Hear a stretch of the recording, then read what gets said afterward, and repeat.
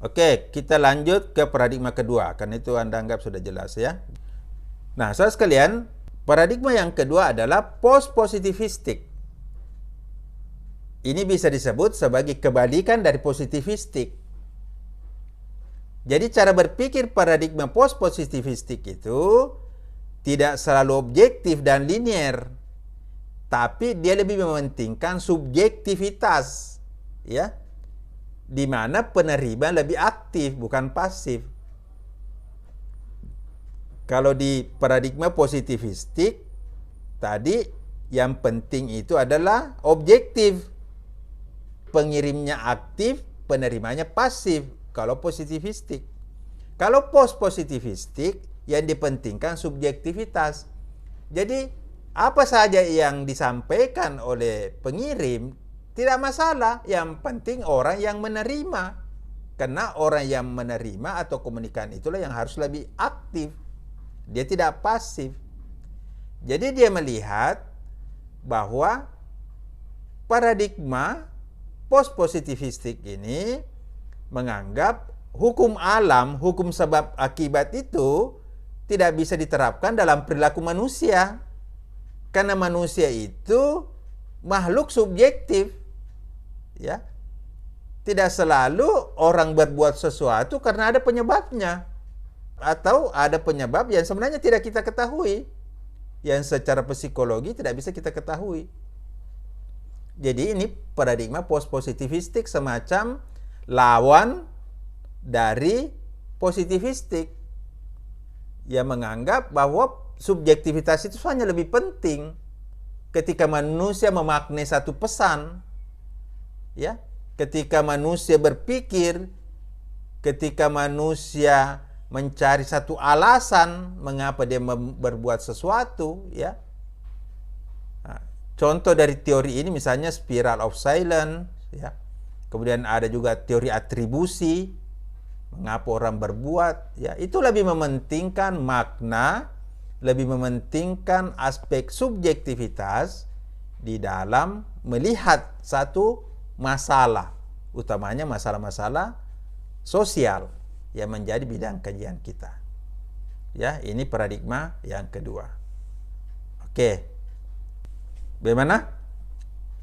Anda bisa lihat perbedaannya paradigma positivistik dan paradigma post-positivistik?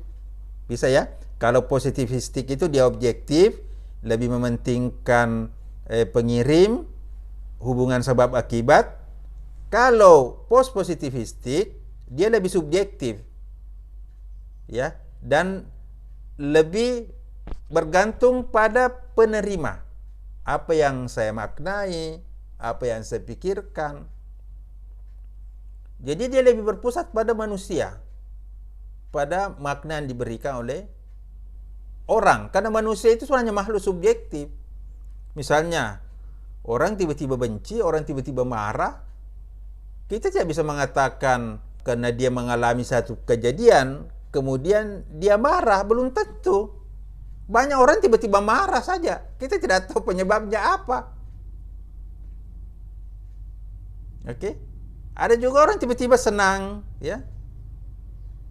Dan ketika misalnya kita melihat dan menerima satu informasi, setiap orang beda-beda itu cara berpikirnya, penerimaannya. Jadi kalau nanti Anda meneliti, misalnya bagaimana penerimaan halayak terhadap satu informasi, berarti itu adalah bisa kita kategorikan paradigma post-positivistik. Atau ketika Anda memberikan satu penjelasan, Anda selalu menekankan pada subjektivitas. Misalnya Anda katakan, tidak apa-apa banyak acara-acara yang tidak bagus misalnya di televisi atau di internet. Yang penting tergantung pada halayak. Berarti Anda menganut paradigma post-positivistik. Kenapa? Karena Anda menganggap tidak apa-apa itu banyak informasi yang negatif kalau orang yang menerima itu kuat penerimaannya dan bisa menyeleksi, tidak masalah. Berarti Anda menganut post-positivistik. Kalau pandangan positivistik, Ya tidak boleh dong. Karena kalau acaranya jelek, otomatis masyarakat yang menerima juga jelek. Wah, ini positivistik. Oke, udah bisa dibedakan? Nah, jadi nanti kalau Anda mau meneliti, Anda boleh pakai paradigma post-positivistik. Misalnya, Anda melihat seorang anak main game, ya. Mungkin anak itu main game karena dipengaruhi oleh temannya, atau juga mungkin karena anak itu memang butuh satu penyaluran, ya. Kita teliti misalnya menggunakan teori atribusi, berarti ini kita pakai paradigma post positivistik. Ya, jadi dua. Jadi kalau ada orang selalu menganggap harus ada sebab yang baik untuk menciptakan akibat yang baik, berarti dia penganut positivistik.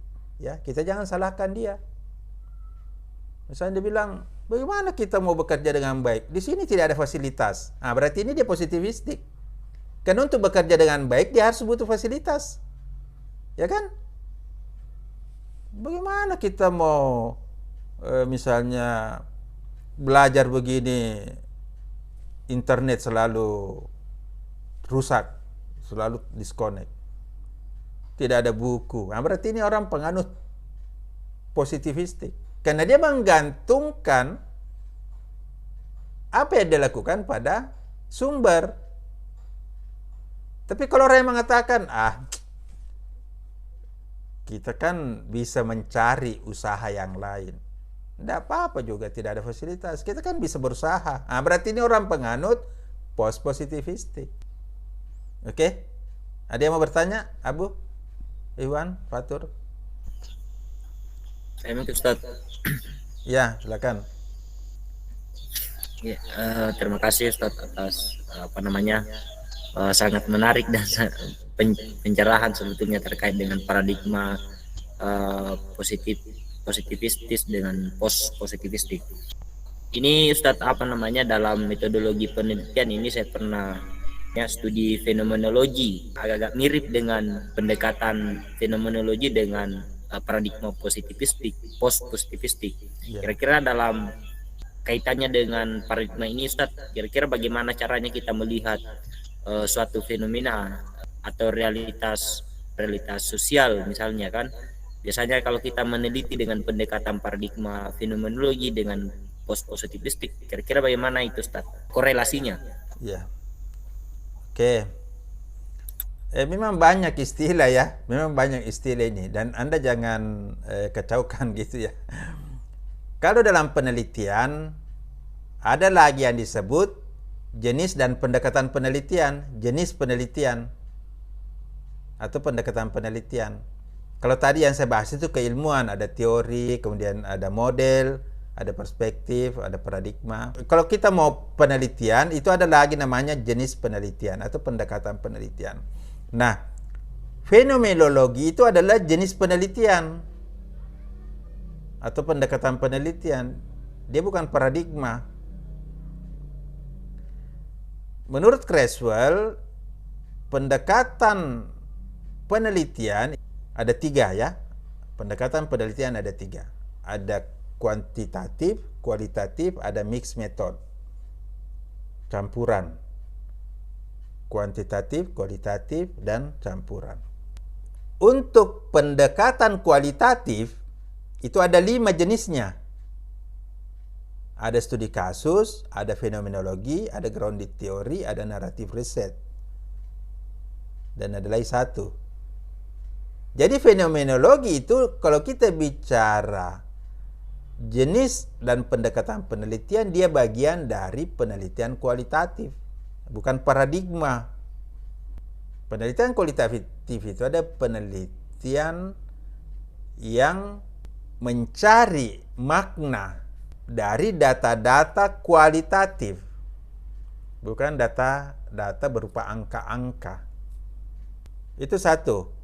Jadi fenomenologi itu adalah jenis penelitian. Kemudian ada juga tradisi. Nah, ini dia. Ada tradisi teori komunikasi menurut Craig, itu ada 7. Salah satunya adalah tradisi fenomenologi. Nah, kalau dia tradisi, berarti ini adalah kelompok teori. Kelompok teori. Di bawahnya paradigma, ya.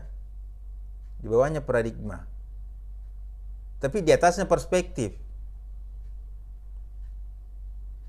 Kalau kita pakai tradisi. Nah, fenomenologi sendiri itu juga punya teori juga. Jadi fenomenologi ini bisa kita pelajari dalam 3. Ada teori fenomenologi, ada jenis penelitian fenomenologi, dan ada tradisi fenomenologi. Nah, ini biasa peneliti dia tidak bisa bedakan. Apakah yang dia pakai ini fenomenologi sebagai teori, fenomenologi sebagai jenis atau pendekatan penelitian, atau fenomenologi sebagai tradisi. Tapi kalau kita melihat fenomenologi ini dalam kaitannya dengan paradigma post-positivistik, maka bisa kita katakan tradisi fenomenologi itu atau teori fenomenologi itu masuk dalam kategori post-positivistik. Jadi kalau kita mau cari hubungannya paradigma post-positivistik dengan teori, dengan pendekatan atau tradisi fenomenologi, maka bisa kita katakan fenomenologi itu masuk dalam paradigma post-positivistik. Jadi ketemu. Kenapa? Karena dalam fenomenologi, dalam teori fenomenologi, itu adalah satu cara kita mengungkapkan pengalaman kita dalam satu kejadian. Pengalaman pribadi. Karena menurut fenomenologi, yang benar itu adalah pengalaman manusia, dan pengalaman manusia itu berbeda-beda. Misalnya begini, ada orang mengatakan, wah di situ pelayanannya berbelit-belit, ya. Padahal ada SOP, tapi dia mengatakan, terus ada yang mengatakan juga pelayanannya mudah. Nah, berarti ini pengalamannya beda. Nah, jadi fenomenologi itu masuk dalam paradigma post-positivistik. Karena yang akan kita kaji, yang akan kita ungkap adalah pengalaman seseorang dalam suatu kejadian. Oke? Nah, jadi itu yang mau diketahui kalau kita menggunakan fenomenologi. Tapi dalam penelitian, sering fenomenologi itu menjadi pendekatan metode penelitian. Jarang fenomenologi itu dijadikan teori dalam penelitian. Itu lebih banyak sebagai jenis atau pendekatan penelitian. Jadi jangan bingung. Ada juga biasa mahasiswa dia memasang teori fenomenologi dan mengatakan saya menggunakan pendekatan fenomenologi, sehingga dia menjelaskan fenomenologi itu di teori itu salah. Karena kalau di teori bab 2 itu kita tempatkan di situ, itu tinjauan teoritis. Sementara tempatnya pendekatan dan jenis penelitian itu di bab 3. Jadi apapun yang kita tulis di bab 2 itu tinjauan teori. Sementara jenis dan pendekatan penelitian itu kita jelaskan di bab 3. Nah, jadi apakah fenomenologi itu Anda gunakan sebagai teori, Anda gunakan sebagai jenis dan pendekatan penelitian, atau sebagai tradisi? Tapi tradisi dan paradigma ini biasanya tidak tertulis. Ya, itu biasanya tidak tertulis, tidak ditulis dalam penelitian itu, dalam laporan atau dalam proposal. Cuma kita paham bahwa dia jalan ceritanya begitu. Tapi teori dan pendekatan atau jenis penelitian itu tertulis. Oke? Ngerti? Ya. Tapi walaupun tidak tertulis, paradigma atau perspektif itu harus Anda paham dalam penelitian Anda bahwa Anda menggunakan paradigma apa. Apakah positivistik atau post-positivistik? Oke, jadi sudah dua yang kita jelaskan ya. Positivistik dan post-positivistik.